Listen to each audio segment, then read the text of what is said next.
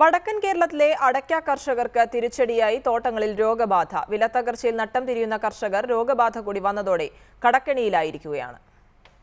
കാസർഗോഡ് ജില്ലയിലെ കർഷകരുടെ പ്രധാന വരുമാന മാർഗമാണ് അടയ്ക്ക കൃഷി. ജില്ലയുടെ മലയോര മേഖലയിലെ കവുങ്ങിൻ തോട്ടങ്ങളിലാണ് രോഗം പടരുന്നത്.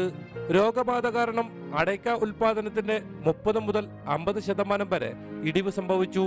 മണിക്കൊഴിച്ചൽ കാരണം മൂപ്പെത്താത്ത അടയ്ക്ക കുലകളിൽ നിന്ന് അടർന്നു വീഴുന്നു.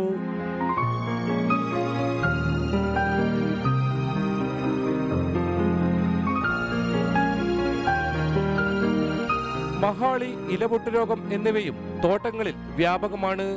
ഇലകൾക്ക് മഞ്ഞ നിറം വന്ന് ദ്രവിച്ച് ഈർക്കുലുകൾ മാത്രം ബാക്കിയാകുന്നതാണ് ഇലപൊട്ടു രോഗത്തിന്റെ ലക്ഷണം. ഈ കാലവർഷ ചൂടിന്റെ തൊളി എല്ലാം മഞ്ഞളിപ്പ് വന്നു, കരിഞ്ഞതെല്ലാം ഉണങ്ങിപ്പോയി കുറേ.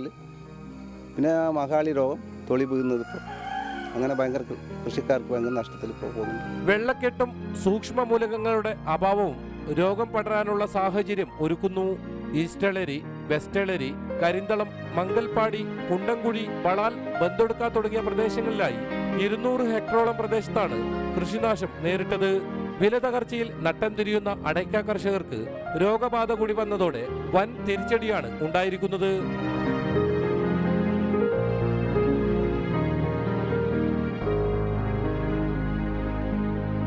ക്യാമറമാൻ പ്രവീൺ ധർമ്മശാലയ്ക്കൊപ്പം KV ബൈജു, റിപ്പോർട്ടർ, കാസർഗോഡ്.